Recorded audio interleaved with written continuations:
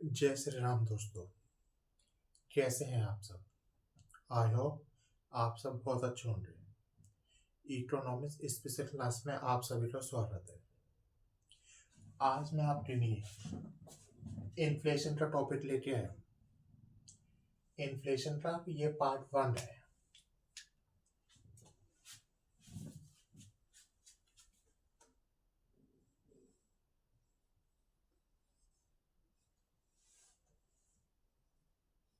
Part 1 दोस्तों, inflation क्या होती है पहले तो आप ये बताइए।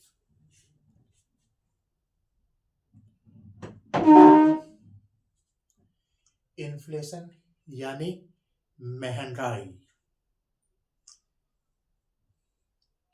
इन्फ्लेशन यानी महंगाई जब लगातार वस्तुओं सेवाओं का प्राइस बढ़े तो हम उसे इकोनॉमी में इन्फ्लेशन यानी मुद्रास्फीति कहते हैं। जब इकोनॉमी में अर्थव्यवस्था में वस्तुओं सेवाओं का प्राइस लगातार बढ़े तो हम उसे इकोनॉमी में इन्फ्लेशन या मुद्रास्फीति कहते हैं।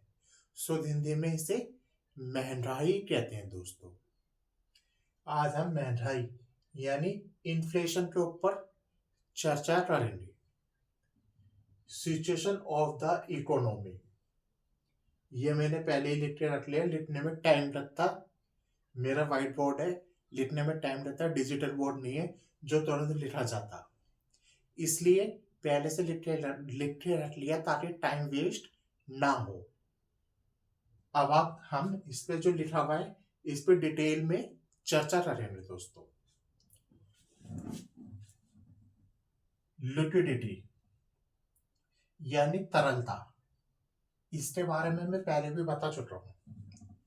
लिक्विडिटी यानी कैश फ्लो कितना है हमारी इकोनॉमी में। कैश फ्लो कितना है, कैश फ्लो मतलब पैसा कितना है, उसे हम कहेंगे लिक्विडिटी। अब आती है लिक्विड। लिक्विड यानी चीजें, वस्तुएं यानी सप्लाई।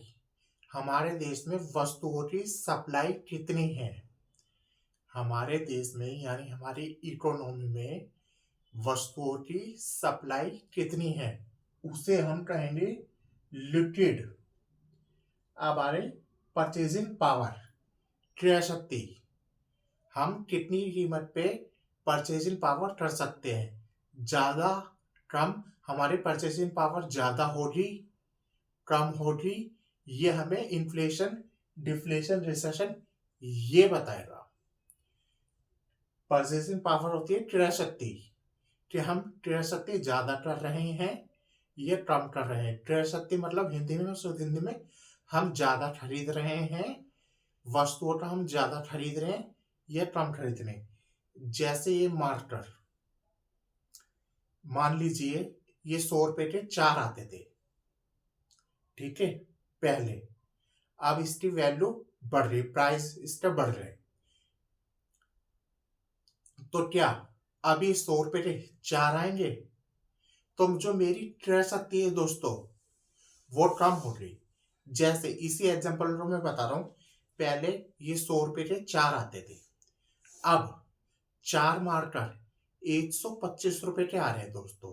तो क्या मैं 100 रुपए में अभी भी 4 मारकर खरीद सकता हूं? नहीं। जो मेरी क्रय शक्ति है, परचेजिंग पावर है, वो कम हो रही दोस्तों। यानी परचेजिंग पावर का मतलब आप समझ चुके होंगे अच्छे से। तो चलिए देखते हैं अब हम इन्फ्लेशन, रिसेशन में क्या क्या होता है। इन्फ्लेशन जब बहुत ज्यादा नहीं, जब महंगाई की स्थिति हो। जैसे दोस्तों वस्तुओं सेवाओं का प्राइस लगातार बढ़े तो उससे हम महंगाई कहते हैं। जब इकोनॉमी में वस्तुओं और सेवाओं का प्राइस लगातार बढ़े तो उस स्थिति को इकोनॉमी में इन्फ्लेशन यानी मुद्रास्फीति कहते हैं। उसमें लिक्विडिटी, कैश फ्लो लोगों के पास कैसा होता है दोस्तों, तो लोगों के पास ज्यादा पैसा होता है। लोगों के पास उस समय ज्यादा पैसा होता है। ये मैंने एरो लगा रखा है, एक बार दोबारा फिर लगा रहा हूं। उस समय इन्फ्लेशन में लोगों के पास पर पैसा, कैश फ्लो यानी लिक्विडिटी ज्यादा होती है और लिक्विड कम होते हैं। ठीक है, परचेजिंग पावर क्या होती है दोस्तों? कम होती है। यहां में ज्यादा कम लिख देता हूं, ये ज्यादा होते हैं। यहां जो लिक्विडिटी है, चीजें वो कम होती है। हमारी परचेजिंग पावर क्या हो रही? कम हो रही।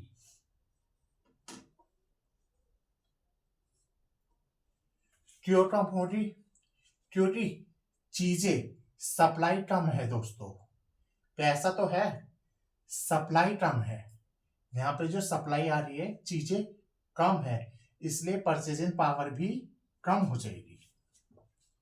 डिफ्लेशन, इसमें दोस्तों लिक्विडिटी में, डिफ्लेशन में तरलता, हमारे पास पैसे कम होते हैं दोस्तों। जेब में पैसा कम होता है, जिससे लोगों की दुकानों में, लोगों की शॉप में वस्तुएं सप्लाई, जैसे मार्कर हो गया, रजिस्टर हो रहे, बुक्स हो रहे, वो धरे रहते हैं। थोक में, रिटेल में, होलसेल में रखे रहते हैं। हम लोग खरीद नहीं पाते। क्यों नहीं खरीद पाते? क्योंकि दोस्तों हमारे पास पैसे नहीं होते। क्यों नहीं होते? क्योंकि डिफ्लेशन की स्थिति चल रही है। डिफ्लेशन की स्थिति चल रही है, यानी हमारे पास पैसा इस समय कम है। हम उसे, जो हमारे बहुत सारे जो इंपॉर्टेंट नीड्स हैं, जो बहुत ज्यादा नेसेसरी नीड्स हैं, हम उसे ही पूरा करेंगे, फालतू की चीजें नहीं खरीदेंगे। इसलिए जो चीजें जरूरी है वही खरीदेंगे, और जो फालतू की चीजें नहीं खरीदेंगे, इसलिए सप्लाई वहां पे बढ़ जाती है और परचेजिंग पावर, जो हमारी नेसेसिटी की गुड्स है, वो यहाँ पे बढ़ जाती है दोस्तों। ठीक है, अगला आ गया रिसेशन। इसे कहते हैं मंदी।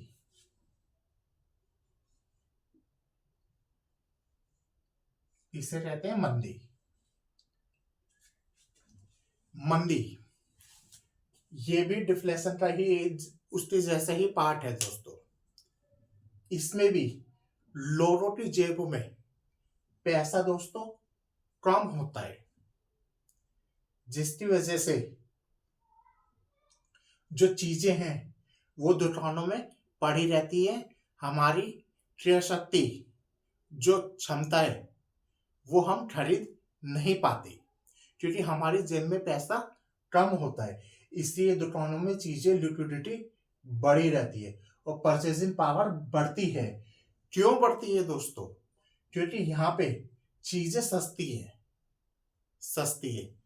क्रय शक्ति हमारी बढ़ेगी, क्रय शक्ति हमारी बढ़ेगी, क्योंकि चीजें सस्ती है। हम ज्यादा से ज्यादा परचेज करने की कोशिश करेंगे, ज्यादा से ज्यादा उसे खरीदने की कोशिश करेंगे। डिप्रेशन, ये महामंदी कहते हैं दोस्तों। इसे मंदी नहीं, इसे महामंदी कहते हैं।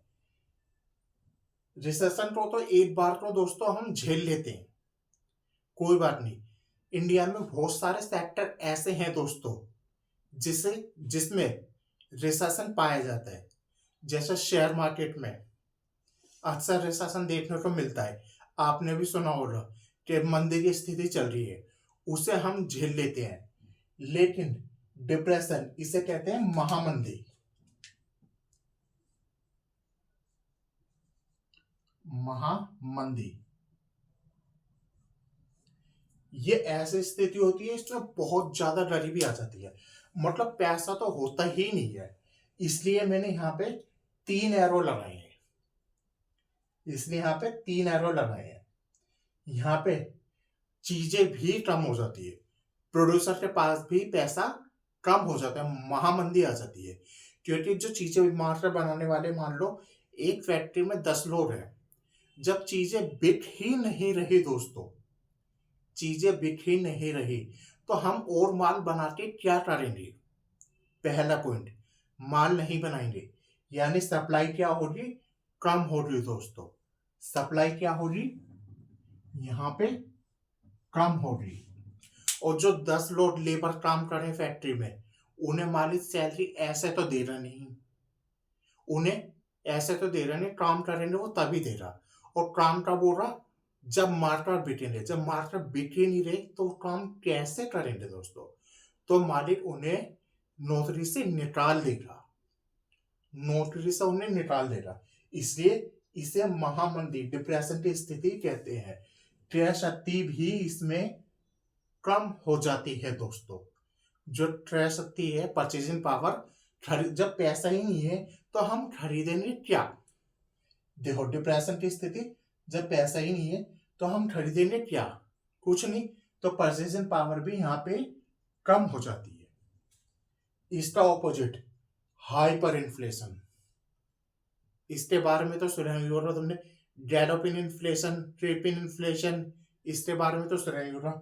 ये भाई सबका बाप है, हाइपर इन्फ्लेशन। इससे ऊपर नहीं है। 2000%, 3000%, जब कीमतें बढ़ जाए, ये मार्केट 25 रुपए का है और हमारे देश में हाइपर इन्फ्लेशन आ जाए दोस्तों, तो इसी की कीमत 25 लाख रुपए हो जाएगी। तो क्या कोई 25 लाख रुपए हो जाएगी इसी की कीमत? तो मुझे इस एक मार्केट को खरीदने के लिए 25 लाख रुपए लेके जाने पड़ेंगे, तब जाके ये एक मार्केट मुझे मिलेगा। मतलब हाइपर इन्फ्लेशन की स्थिति ऐसी होती है, अगर तुम कुछ एक मेरे पास डायरी है, ये मान लो 10 रुपए की भी है, तो इसे खरीदने के लिए, इसे खरीदने के लिए आपको एक बोरी भर के पैसा लेके जाना पड़ेगा दुकानदार के पास, तब जाके आपको ये छोटी सी डायरी मिलेगी। एक बोरी भर के पैसा ले जाना पड़ेगा। उस स्थिति को हम कहते हैं हाइपर इन्फ्लेशन। जब हम नोटों का बंडल, बंडल तो बहुत छोटा यार, 2-2, 3-3 बोरे भर के नोट लेके जाए, तब जाके हमें एक छोटी सी डायरी मिलेगी या एक मार्कर मिलेगा। उसे कहते हैं हाइपर इन्फ्लेशन। ये अभी हाल ही में कुछ साल पहले जिम्बाब्वे में आई थी। उसमें हाइपर इन्फ्लेशन में चीजें कम हो जाती है और क्रय शक्ति भी इसमें कम हो जाती है। अगला पॉइंट, स्टैगफ्लेशन। हमारे देश में दोस्तों, हमारे देश में इन्फ्लेशन भी पाया जाता है। आप सामान लेने जाते हो कि भाई साहब ये कितना रुपये किलो दिया, मतलब मान लो आलू कि 30 रुपये किलो दिए, अब भाई साहब बहुत महंगे दे रहे हो। वो कहते हैं भाई साहब क्या कर रहा है, पीछे से ही महंगाई हो रही है, हम क्या कर सकते हैं, महंगाई हो रही है। आपने ये वर्ड सुना है, महंगाई हो रही है। पहला इन्फ्लेशन, फिर रिसेशन। जिसके पास जॉब वगैरह नहीं होती वो कहते हैं यार क्या करें, मंदी की स्थिति चल रही है, मंदी की स्थिति चल रही है देश में, जॉब वगैरह नहीं मिल रही। ये कहते हुए आपने सुना होगा, अक्सर सुना है। तो हमारे देश में इन्फ्लेशन भी है, रिसेशन भी है, इन्फ्लेशन भी है, रिसेशन भी है, प्लस अनएम्प्लॉयमेंट भी है। इसलिए स्टैगफ्लेशन के अंदर, ये जो स्टैगफ्लेशन है दिख रहा है आपको, इसके अंदर इन्फ्लेशन भी आता है, रिसेशन भी आता है, अनएम्प्लॉयमेंट भी आता है, यानी महंगाई भी आती है हमारे देश में इन्फ्लेशन भी आता है, रिसेशन मंदी की स्थिति भी रहती है, और बेरोजगार भी रहते हैं। आप बताइए ऐसा होता है या नहीं? महंगाई सुनने को मिलती है, मंदी की स्थिति सुनने को मिलती है, बेरोजगारी सुनने को मिलती है इंडिया में। तो ये तीनों मिला के, इन्फ्लेशन, रिसेशन, अनएम्प्लॉयमेंट को मिला के स्टैगफ्लेशन की स्थिति में मिलती है। अगर इन चारों में से आपसे एग्जाम में पूछ लिया जाए, भारत में कौन सी इन्फ्लेशन पाई जाती है? ए डिफ्लेशन, तीसरी रिसेशन, तीसरी हाइपर इन्फ्लेशन, चौथी यानी डी, ऑप्शन डी स्टैगफ्लेशन। तो आपको स्टैगफ्लेशन पे टिक करना है। ठीक है दोस्तों, तो आज की वीडियो में सिर्फ इतना ही। मुझे इन्फ्लेशन के बारे में बताना था, ये पार्ट 1 था। पार्ट 2 में जल्दी लेकर आ रहा हूँ। Thank you so very much. अगर आपने चैनल को लाइक नहीं किया है तो यार लाइक करो, शेयर करो और अपने दोस्तों के साथ शेयर करो। ये जो टॉपिक है, मैं अपनी क्लास में 11 12 बीए बीकॉम और कंपटीशन एग्जाम सभी के लिए इकोनॉमिक्स पढ़ाता हूँ। 11 12 BA BCom all competition exam जहां जहां इकोनॉमिक्स आती है सबके लिए मैं पढ़ाता हूँ और डिटेल में एक्सप्लेनेशन करता हूँ। Part 1 part 2 part 3। तो 11वीं से लेके बीए बीकॉम एमए एमकॉम के बच्चे भी देख सकते हैं और लाभ उठा सकते हैं इस वीडियो का। ठीक है दोस्तों, thank you so very much. जय श्री राम।